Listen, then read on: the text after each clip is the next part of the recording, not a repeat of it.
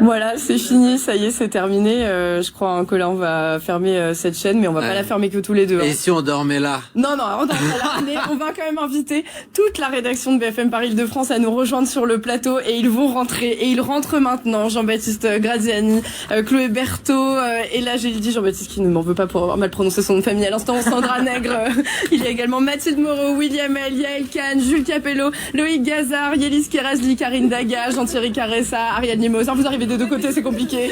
Léna Mahmoud, il y a également Jenna Simba, Constance Bosto, Nicolas Dumas, Gabriel Marie Lorenzo, des gens qui reviennent autour de moi justement pour fermer cette chaîne. Vous le voyez, Jordan Le Sueur aussi, qui a été dans l'ombre pendant très longtemps au soir. Sevak Tatoyan qui a préparé toute cette dernière émission avec brio.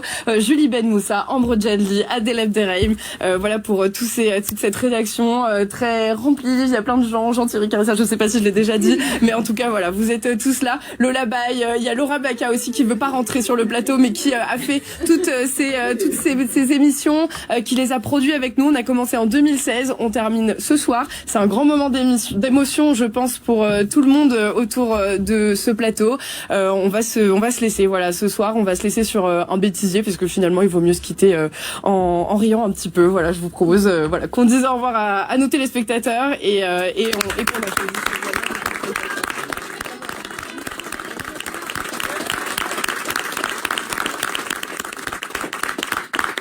1, 2, 3, 4, 5, 6. Donc je vais commencer par le titre 2. 6-17 ans peuvent s'essayer là-bas à différents sports. Le tennis. Tu connais le tennis ou pas? Je connais pas.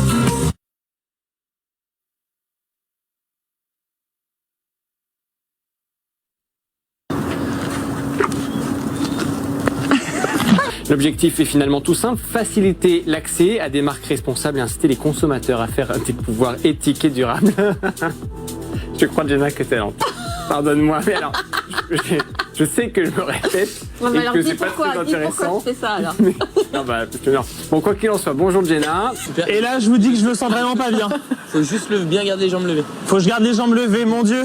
Non, c'est pas possible.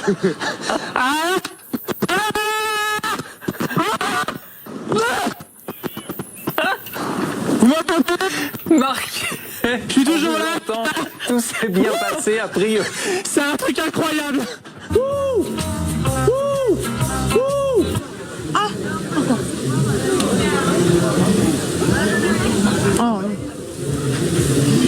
Par genre.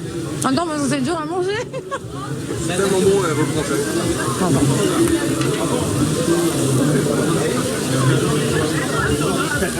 Bonjour Tanguy, pardon, j'étais en train de déguster en avant-première.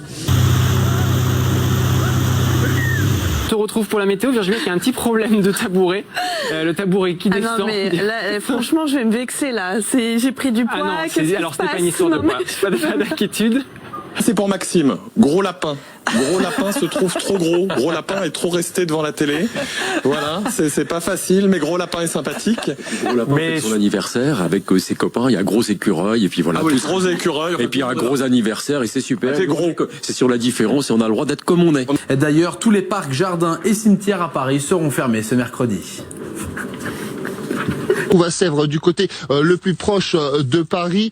Derrière moi, eh bien, le pont de Sèvres. Et ici, il n'en reste plus aucun. S'il restait des véhicules, ils ont été retirés durant la nuit sur cet axe qui reste fermé à la circulation, en tout cas jusqu'à nouvel ordre. Les seuls véhicules qu'on a pu croiser ce matin, ce sont, comme vous le voyez à côté, des véhicules de police ou encore des véhicules de service qui procèdent au salage des routes. Alors, depuis ce matin, écoutez, j'ai croisé 2 ou 3 personnes qui ont pu marcher et se rendre jusqu'à leur travail. Je vais devoir, excusez-moi, la police qui arrive pour interrompre le duplex.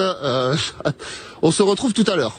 William, délogé par les forces de l'ordre ce matin, on vous retrouve tout à l'heure. Et de pouvoir tout simplement profiter d'un bain de soleil quand il fait beau et de profiter de la nature. Avec des enclos pour éviter les curieux, comment ça va se passer? Vous avez senti de l'hostilité par rapport à ce projet-là ou pas? Et moi, j'avais envie de vous parler de tricot. Regardez cet arbre habillé de tricot. Alors, je vais tester, regardez. C'est très très doux, c'est de la laine. C'est énorme, Fanny. Je suis sûr, Fanny, et même toi, Tanguy, que ma tenue traditionnelle bavaroise va beaucoup vous plaire. Je porte le Lederhosen. Excusez mon accent allemand, c'est la culotte de cuir bavaroise, j'ai même du mal à le dire. Donc, il y a beaucoup de petits sautillés et tout. Et faut pas hésiter à taper dans les mains. Faut taper dans les mains. Attendez, je vais laisser mon micro pour faire ça. Mesdemoiselles, je peux? Merci. On essaye.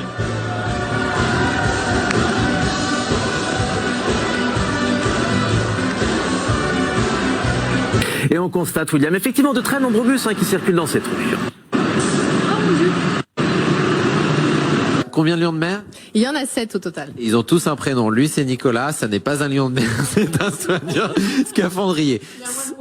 Il a moins de poils. Je vous laisserai vérifier.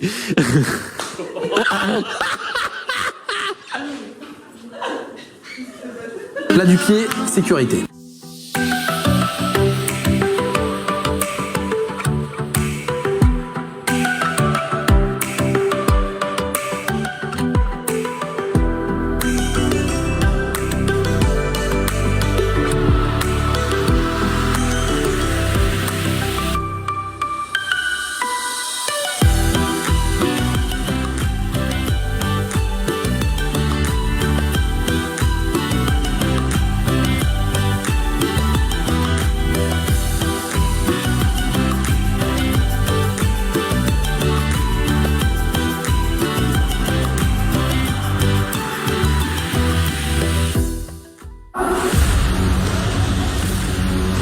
Vous êtes toujours plus nombreux.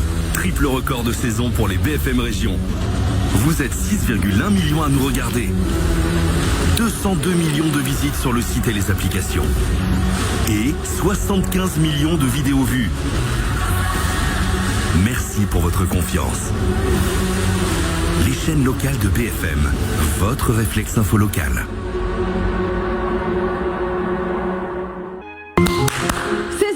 Ouvre-toi. Oh magie, regardez, le toit de la coupole est en train de s'ouvrir et aujourd'hui je me glisse dans la peau d'un véritable étudiant en astrophysique. Il faut vraiment de la force pour pouvoir déplacer ce télescope afin qu'il soit pile dans l'axe de l'ouverture.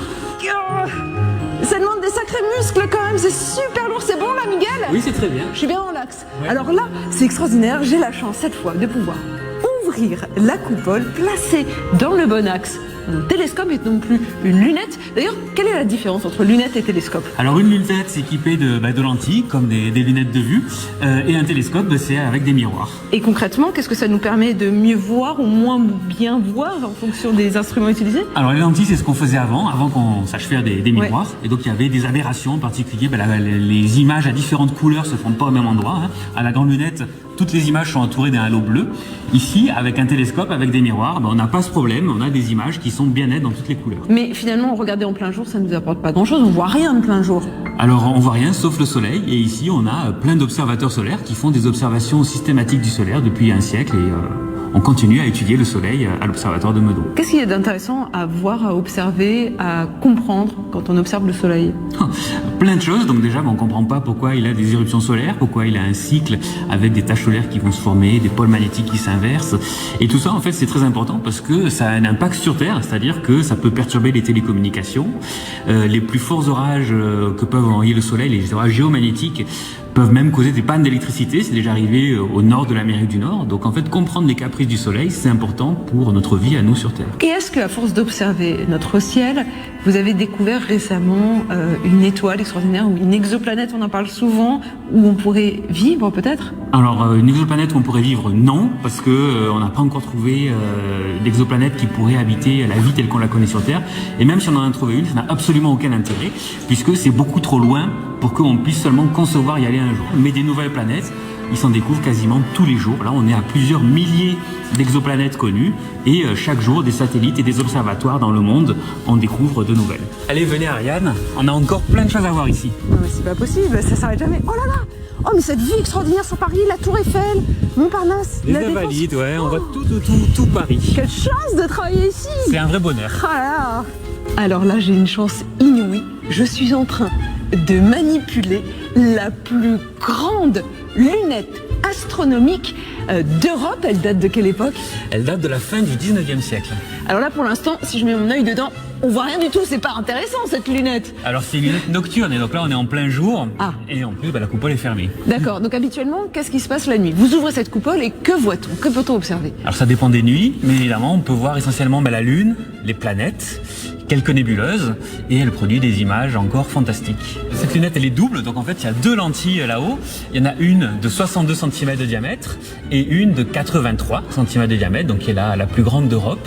Le tube ici fait 16 mètres de long et elle pèse 10 tonnes. Donc là, tout à l'heure, quand vous avez déplacé la lunette, vous avez déplacé 10 tonnes à main nue. Le but, c'est de pouvoir la pointer à la main, mais de quand même arriver à viser des cibles. Donc il faut pouvoir avoir un mouvement très fin. La plus grande observation de la grande lunette, c'était en 1909, où ici même, en regardant là, Eugène Antoniadi a observé un rapprochement de Mars qui était exceptionnel. À l'époque, on pensait qu'il y avait une civilisation martienne qui avait fait des grands canaux sur Mars. C'est amusant. Pourquoi des canaux? Parce que sur Terre, c'est ce qu'on faisait. On avait construit le canal de Suez, le canal de D'accord. Panama. Et donc, on avait imaginé voir des canaux sur Mars et qu'une civilisation les avait créés. Sidérant, ouais, d'accord. Et en observant ici, Antoniadi a prouvé que c'était juste des structures géologiques, qu'il n'y avait pas de canaux et il n'y avait pas de civilisation martienne. D'autres découvertes encore Alors oui, incroyables? on a montré que la planète Uranus tournait sur elle-même dans le sens inverse des autres planètes. On a montré que les nuages de Mars étaient au-dessus des grandes tempêtes de poussière qui peuvent recouvrir la planète. Puis on a fait plein d'observations d'explosions d'étoiles, de comètes, d'étoiles binaires, donc des étoiles qui se tournent les unes autour des autres. Me voici passé à l'étage supérieur. Et alors d'ici, on a presque le vertige, hein, Miguel. C'est impressionnant, tout est gigantesque ici. Pour pouvoir observer dans toutes les directions, toute la structure peut tourner. On va faire pivoter l'ouverture et ensuite on va déplacer la lunette pour se mettre dans l'ouverture. Si je renvoie la lunette un peu plus haut pour observer une autre cible, ça va être difficile de mettre l'œil à l'arrière. Ouais. Et donc pour pouvoir toujours observer, on a un plancher mobile donc qui peut monter et descendre. Ah mais c'est génial! Donc là le sol est en train de monter. Et maintenant je peux à nouveau regarder à l'arrière de la lunette. Mais Miguel, c'est une véritable pièce d'horlogerie là sous mes yeux. Alors exactement, effectivement, et il faut une précision d'horlogerie pour que ça fonctionne. C'est ce qu'on appelle un régulateur de Watt-Foucault. Quand on a remotorisé la lunette, plutôt que de ignorer tout ça et de mettre un moteur là-haut, on a mis un petit moteur là pour réentraîner tout le beau mécanisme de 1890 et elle fonctionne toujours. Alors Miguel, ce bâtiment est classé monument historique et initialement, il n'y avait pas cette grande coupole, il y avait uniquement la bâtisse inférieure, donc le château qui a été construit sous Louis XIV, ou plus exactement sous son fils. Exactement, donc c'était le château du fils de Louis XIV, c'était le château neuf de Meudon. Mais à partir de quel moment cette coupole a été déposée sur ce château? Alors elle a été rajoutée à la fin du 19e siècle, en 1890, suite à l'incendie du château. Jules Janssen a transformé le domaine de Meudon en observatoire. C'était un astronome très célèbre à l'époque, qui avait d'ailleurs découvert l'hélium. Ici, à Meudon, il y a bien sûr cet observatoire, mais c'est pas tout. C'est aussi un énorme campus. Il y a combien de personnes qui travaillent ici? Alors il y a 400 personnes qui travaillent sur le campus de Meudon. Ah oui, ce sont quoi? Des ingénieurs, des chercheurs? Des ingénieurs, des chercheurs, des techniciens, des administratifs. Il y a aussi pas mal d'étudiants qui étudient ici de l'astrophysique. Sur quoi on travaille exactement? Alors ici, on va construire des missions spatiales qui vont ensuite partir par exemple du port spatial de Kourou. On va construire des instruments qui vont être installés sur les grands télescopes au Chili ou ailleurs dans le monde. Et en fait, on est impliqué dans quasiment tous les grands projets scientifiques en astrophysique du monde. Nous sommes à Meudon et pourtant c'est l'Observatoire de Paris, c'est ça?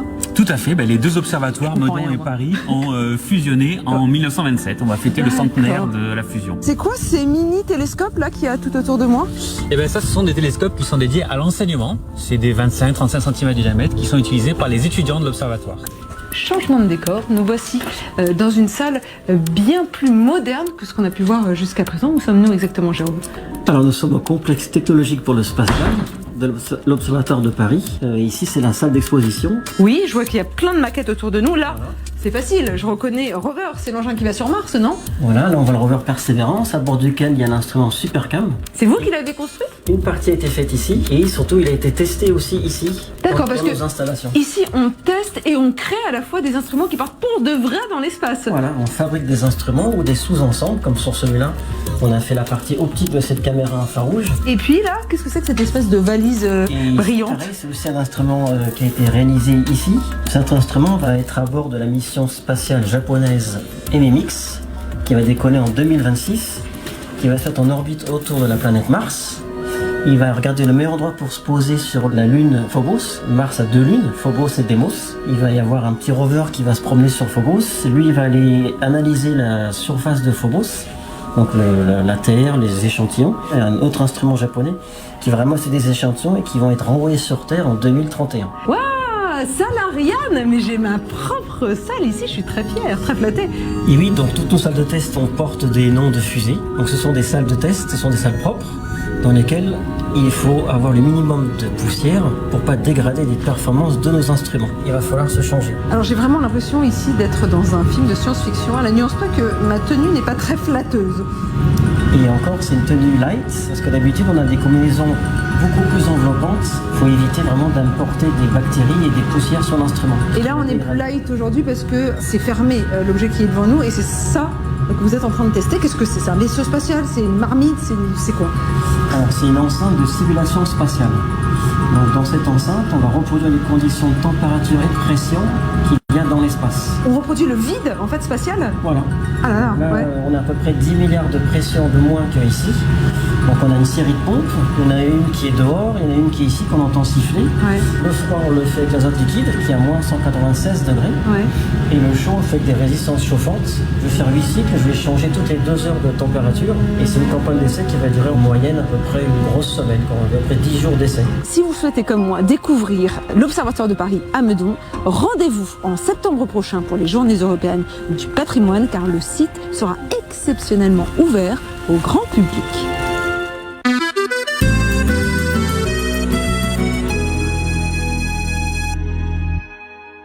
Bonjour, je m'appelle Axel, j'ai 11 ans. J'aimerais faire du judo et moi j'aime bien les pizzas. J'aime bien la musique, dessiner, j'aime bien les mangas. J'aime bien sortir pour jouer avec mes copines. Je fais du hip-hop et je suis gourmande. Mon artiste préféré s'appelle Renoir. Ma matière préférée c'est l'art plastique. J'adore la purée, les nuggets et les épinards. J'adore le français. J'adore lire et écrire en même temps. J'aime bien pratiquer le kung-fu et le karaté et le taekwondo. C'est la première fois que je vais passer à la télé. Bienvenue à tous. Cette semaine, pas de plateau, pas de studio. Je suis ici dans une cour d'école, l'école élémentaire Savinia, située à Créteil. Puisque cette semaine, ça n'est pas moi qui vous ai préparé l'émission, vous vous apprêtez à voir, mais 24 élèves de CM2 ici en classe à l'école Savinia qui ont travaillé pendant des semaines, des séances et des séances pour vous préparer une émission aux petits oignons. Mais qu'est-ce que tu veux dire dans petits oignons? Petits oignons, c'est carré quoi. Bon allez, laisse tomber et laisse nous faire. Allez, on y va, c'est parti.